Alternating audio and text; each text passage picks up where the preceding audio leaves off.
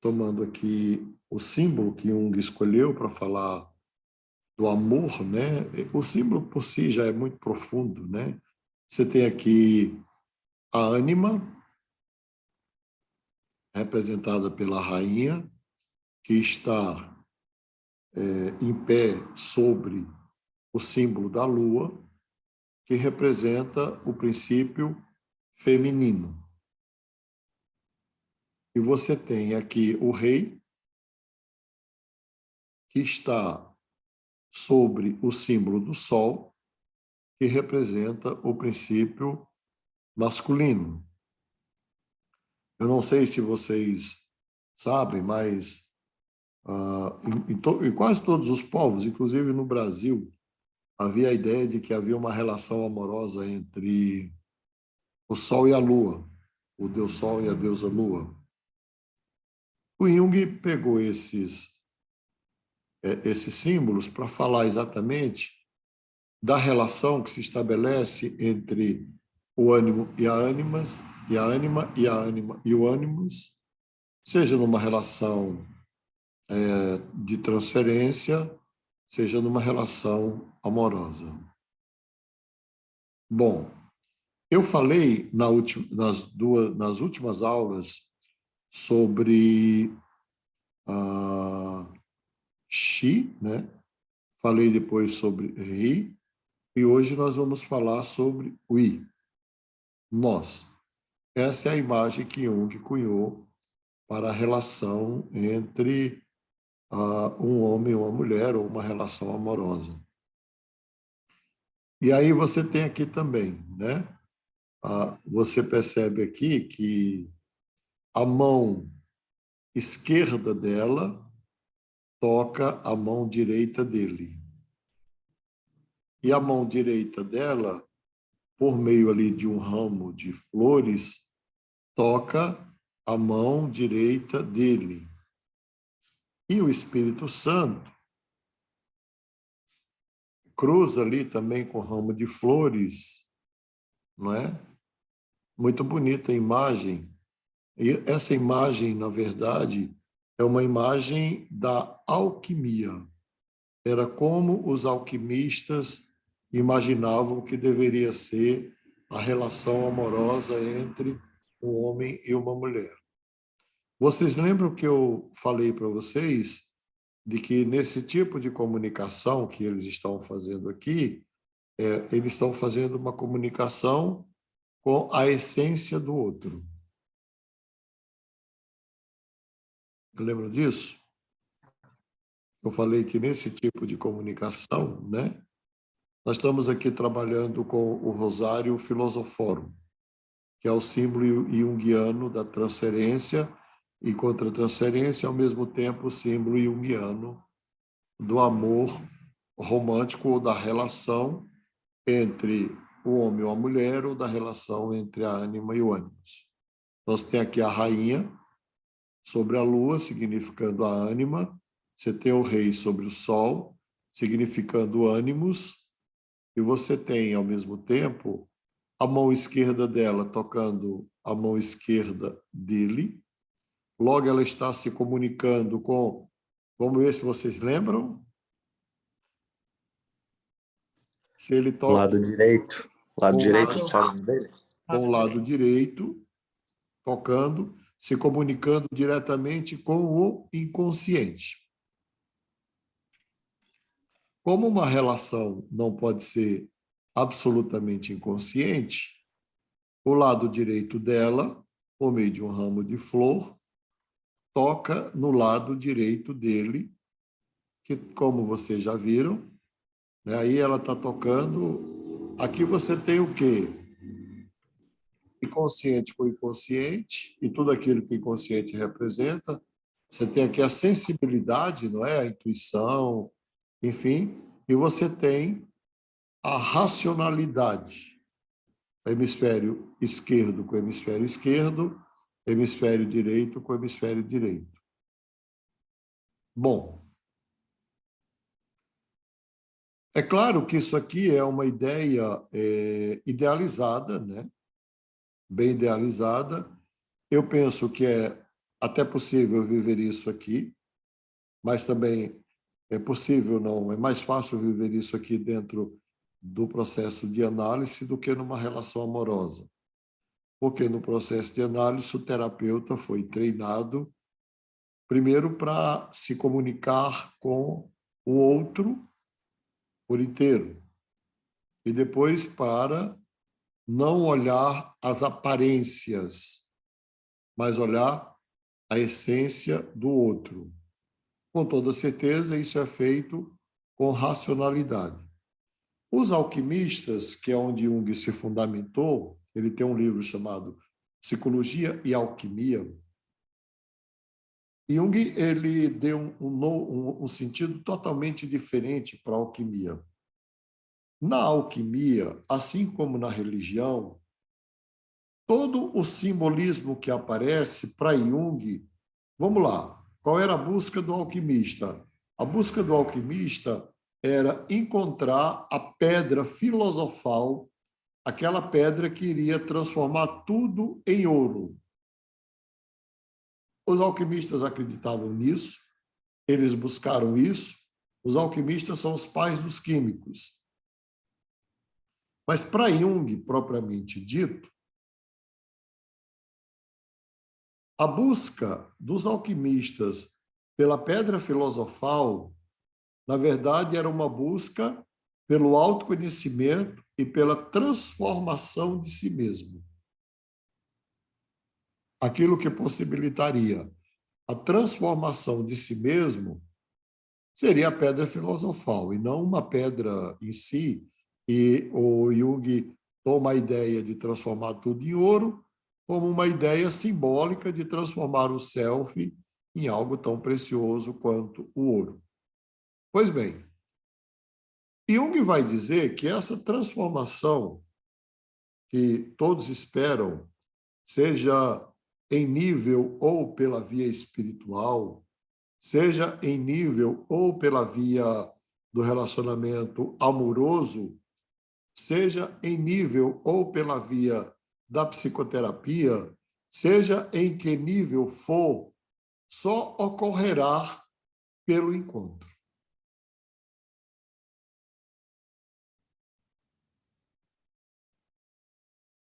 E aí? Só que, como em Jung, você tem que considerar tanto os aspectos positivos quanto os aspectos negativos, dentro do encontro, precisa ter lugar para o que é positivo e para o que é negativo. Então, quando duas pessoas se amam, elas se amam a ponto de suportar a outra pessoa. Dentro de uma relação amorosa, tem que ter um lugar também para a raiva, para a ira e até para o ódio. Assim como tem que ter lugar para o amor, enfim. Então, não dá para excluir uma coisa da outra. Mas quando Jung afirma que uma relação amorosa pode ser transformadora, ela tanto pode ser transformadora para o bem, quanto pode ser transformadora para o mal. Uma relação amorosa pode ser danosa, como ao mesmo tempo ela pode ser extremamente uma fonte de enriquecimento pessoal e de crescimento. De qualquer forma, nos dois aspectos, a relação é transformadora. E uma relação só é completa se tiver os dois aspectos. Daí que não é muito uma forma idealizada das relações amorosas, não é? E aí, eu queria que vocês refletissem sobre esta afirmação de Jung, que uma transformação de uma pessoa humana só ocorre no contexto do encontro.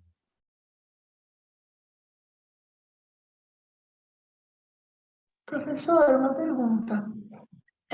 Esse encontro, por exemplo, de você ver esses aspectos negativos e positivos, cada encontro tem um tempo, né? Eu tenho essa impressão.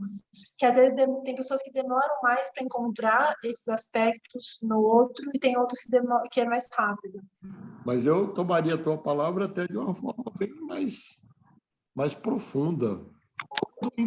Tem o tempo de acontecer, tem o tempo de ocorrer a transformação para um positivo ou negativa, mas também tem o tempo de acabar. Eu estou rindo aqui porque dentro do nosso romantismo, né, nós somos ensinados desde criança a viveram felizes para sempre. Aqui dentro não tem lugar para isso. Se viveram para sempre, viveram felizes e infelizes. Não tem como viver só feliz. Se viveram para sempre, viveram o lado bom e o lado negativo. Na verdade, as relações mais duradouras é onde uma pessoa esconde os defeitos ou as limitações ou as faltas da outra pessoa. Mas eu gosto muito dessa metáfora de que o encontro pode ser transformador, não é? Quando eu dei minha primeira conferência sobre psicologia, eu dei em 1984. Eu havia preparado uma conferência para falar para 12 pessoas, e quando eu cheguei no auditório, tinha 182 pessoas, 10 psicólogos e 7 médicos. E qual era o tema da minha conferência? As pessoas nascem, adoecem, vivem, adoecem e são felizes e morrem no contexto de uma relação ou de várias relações. Eu queria chamar vocês a atenção hoje para o poder transformador que uma relação tem, para o bem ou para o mal. Então, volto a dizer, uma pessoa adoece, ela nasce, vive, cresce, se desenvolve, às vezes adoece, às vezes até morre. E isso só ocorre no contexto das relações humanas. O que significa dizer que uma pessoa, no fundo, ela é a teia das relações que ela consegue manter.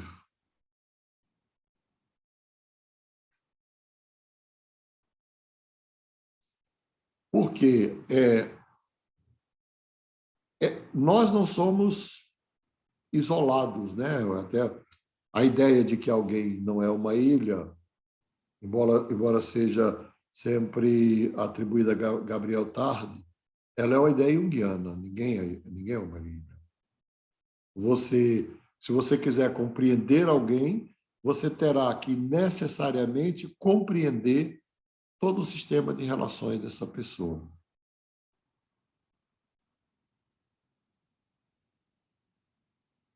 Mas eu volto a dizer, bom, aqui você pode pensar em nível analítico, apenas da transferência e da contra-transferência, e Jung é radical nisso. Aquela frase famosa do Jung, que circula nas redes sociais, né?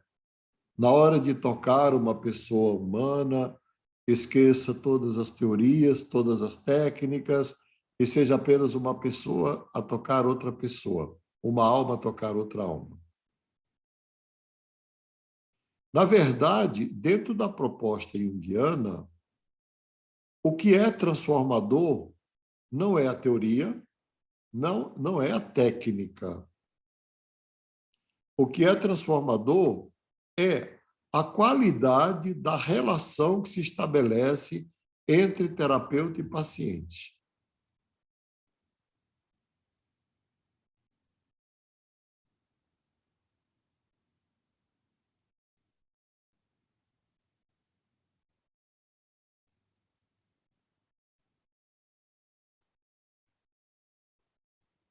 Volto a dizer, quando nós começamos a atender, nós ficamos muito ansiosos com o como.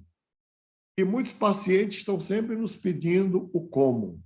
como se tivesse um manual de instruções, ou um roteiro a seguir, ou um script a seguir, não é?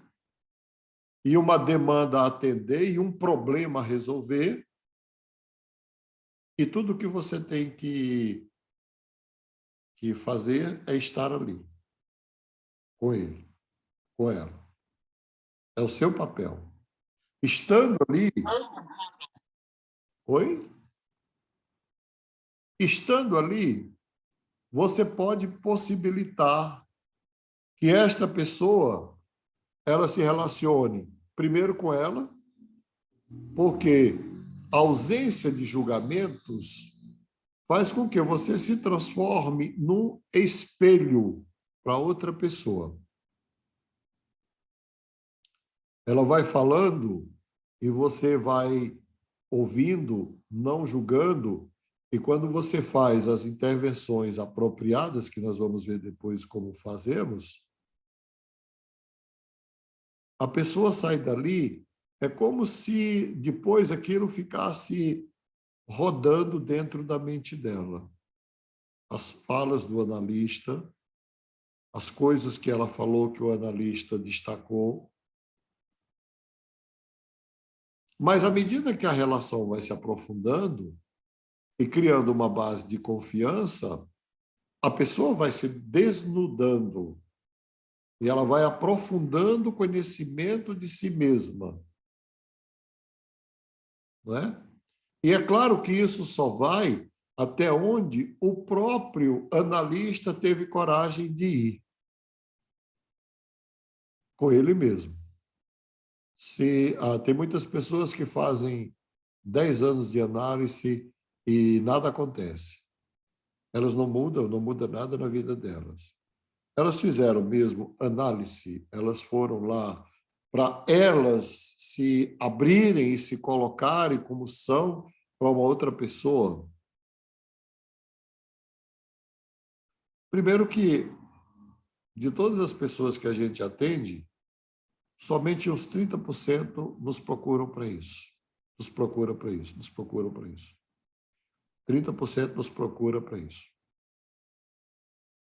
A maioria quer resolver problemas concretos e logo, cuja culpa está sempre em outra pessoa. Mas aquela pessoa que vem, e ela vem para buscar o autoconhecimento e uma reconfiguração da própria existência, vai construindo uma relação que às vezes é uma relação até longa. Longa, né? Eu, pessoalmente, fiquei 8 anos com a minha analista e eu, pessoalmente, já atendi pessoas até 7 anos e meio. Imagina você atender alguém sistematicamente durante tanto tempo. O nível de aprofundamento da relação vai acontecendo naturalmente e você vai construindo uma base de confiança. É dentro desta base de confiança que pode surgir as intervenções do analista, as interpretações do analista e a transformação da vida da pessoa. Por que isso aqui é diferente de aconselhamento ou de psicoterapia cognitiva comportamental, o TCC? Como seria essa imagem aqui no TCC? Eu vou dar uma equação aí para vocês resolverem. Como seria esta imagem aqui no aconselhamento, seja ele qual for, mesmo psicológico? Aonde a mão da mulher estaria tocando? Na mente. Estaria tocando a mão esquerda dela, né? Estaria tocando... Como a gente segura frente a frente, como o coach faz. É pena... Eu não sei se o Eduardo está aqui? Acho que não. O coach, ele senta frente a frente, ele segura mão direita com a mão do camarada e a mão do jeito que a gente costuma segurar na mão de alguém. Quando você segura na mão da pessoa, na mesma posição em que ela está, sem cruzar os braços, você está falando de racionalidade para racionalidade. Então, o Jung diz, olha, o que vai diferenciar a terapia psicanalítica da psicologia e a terapia analítica das terapias cognitivas e coach, por exemplo, e aconselhamento, por exemplo, embora na época do Jung não havia cognitiva nem coach, eu estou aqui atualizando a linguagem dele. O behaviorismo, por exemplo, que seria da época. É que nessas terapias você tem a comunicação de ego para ego. E nesse modelo, você tem a comunicação de inconsciente para inconsciente. Não é de ego para ego. Ah, o manual funciona? Funciona. Um livro de autoajuda funciona? Funciona. Entende? Se eu der um roteiro para alguém mudar um hábito, pode mudar, mas não vai mudar as estruturas da personalidade dessa pessoa a ponto dela se perceber e mudar muita coisa dela ao longo de um processo desse. Então, a gente está falando, então, que quando você entra numa relação amorosa, seja na terapia ou seja fora da terapia, ela tem que ser transformadora. Você não pode pensar numa relação amorosa no qual os dois ficam estáticos. Até porque a vida é dinâmica. Imagine alguém que você já se... Pense na pessoa que você se relaciona há mais tempo. Uma pessoa como eu, por exemplo, que tem relações há 50 anos, 60 anos, 40 anos. Se eu não me transformei ao longo destas relações, e se essas pessoas não puderam se transformar ao longo dessas relações, ou não se transformaram, o que vai acontecer?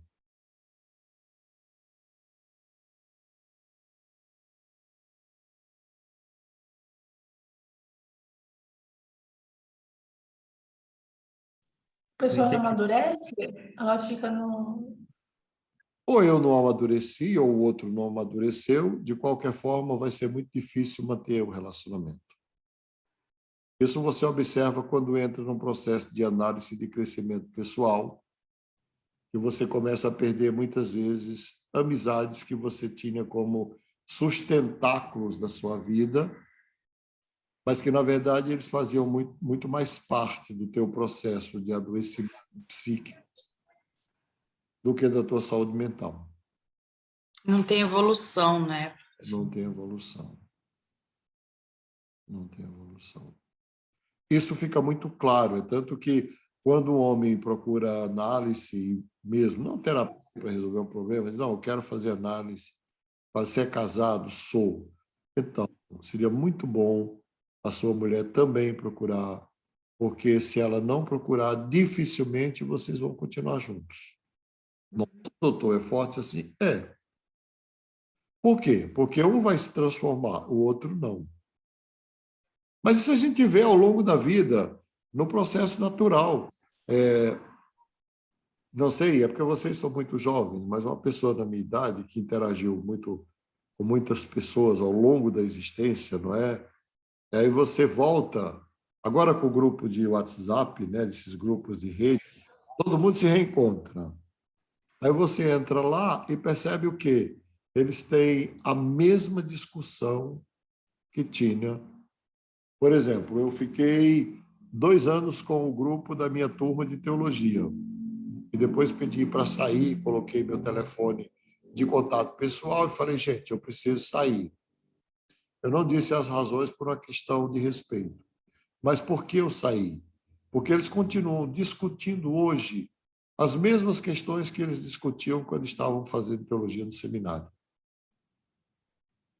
Não evoluiu. Nada evoluiu. Ô, professor, isso acontece muitas vezes também em relacionamento, quando, por exemplo, se casa muito jovem, Total. e aí ao longo, né, com o passar do tempo, às vezes um evolui e o outro não, é onde tem uma ruptura, né? Tem uma ruptura, mas isso ocorre até nas amizades. Por mais Sim, sendo, esforço que você faça, por mais esforço que você faça, num grupo, você vai encontrar algumas referências ali que se transformaram também e que estão conectadas com a vida, com a realidade, com o mundo contemporâneo. Mas você vai, a maioria das pessoas, elas. Eu vou trazer aqui, é inevitável na minha idade, não é? Eu fui da Marinha, eu fiz a escola da Marinha e fiquei 3 anos, na verdade, eu fiquei 4 anos na escola e 2 anos e meio no navio da Marinha. Que, ao mesmo tempo, ali foi uma fonte assim extraordinária de construção de redes, não é? Aí todo mundo seguiu o seu caminho, e aí, quando aposentaram, eles resolveram reunir todo mundo do WhatsApp. Aí do WhatsApp migramos depois para o Skype, depois para o Zoom e tal. Só que, quando começavam as reuniões, o almirante que comandava a reunião, um grande amigo meu, ele colocava sempre a seguinte coisa: nós não vamos falar de nada do presente. Aqui nós só vamos falar da nossa vida na escola da Marinha, do tempo maravilhoso, quando nós andávamos de calças curtas, né? E, para mim, uma fala dessa, eu não vou escolher palavra para falar para vocês, não. Ela é totalmente broxante. Acaba com qualquer entusiasmo. Porque vamos falar de tudo. E eu fiquei 1 ano com eles. E, realmente, todas as vezes que alguém tentava trazer alguma coisa que estava vivendo agora, aí o almirante dizia: olha, o nosso contrato é da gente falar do navio, da marinha lá e tal. E aí eu chamei no particular e falei: almirante, me explica esse modelo, por que isso? Ele falou: porque a vida foi muito desigual para muitos de nós.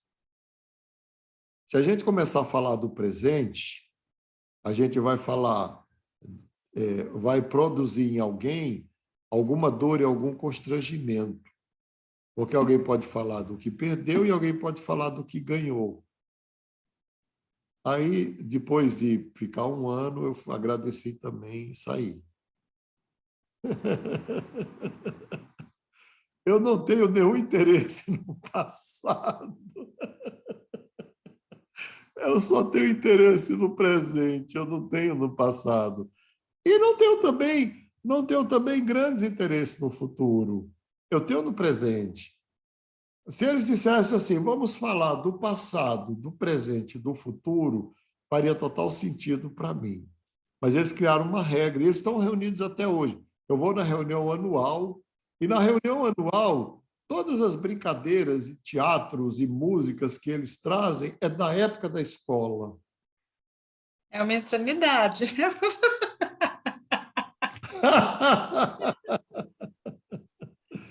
Para eles, total insanidade. São pessoas muito esclarecidas, muito bem formadas. Algumas viajaram pelo mundo inteiro. Tem gente ali que esteve em 30 países pela Marinha. Mas ele ficou fixado, né, em determinados períodos da existência. Bom, dentro de uma relação amorosa, se A é o que ele vai dizer, se A se transforma, B tem que se transformar. Se B se transforma, A tem que se transformar. Daí por quê? Trazendo para análise, aquela primeira demanda que o paciente trouxe pode se modificar dali 6 meses ou no ano seguinte. E pode se modificar de novo, e pode se modificar de novo, e pode se modificar de novo, e aquele paciente pode se transformar completamente em outra pessoa e você tem que estar ali para assistir. E eu, pessoalmente, acho isso deslumbrante, por isso que eu estou fixado no presente. Eu acho deslumbrante, não é? Eu sempre trago alguns flashes de casos para vocês, muito marcante para mim, muito marcante, de um homem, ele era professor de inglês, e ele se vestia de tio Sam, lá no Rio, e ele se apresentava como americano, cidadão americano, falava inglês como língua materna, enfim.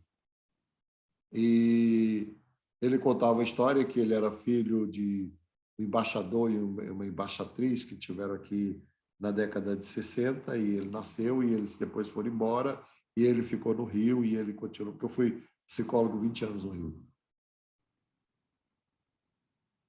E ele senta na minha presença e eu olho para ele, eu não sei de onde veio isso, mas eu consegui perceber que isso era só um personagem, não era ele.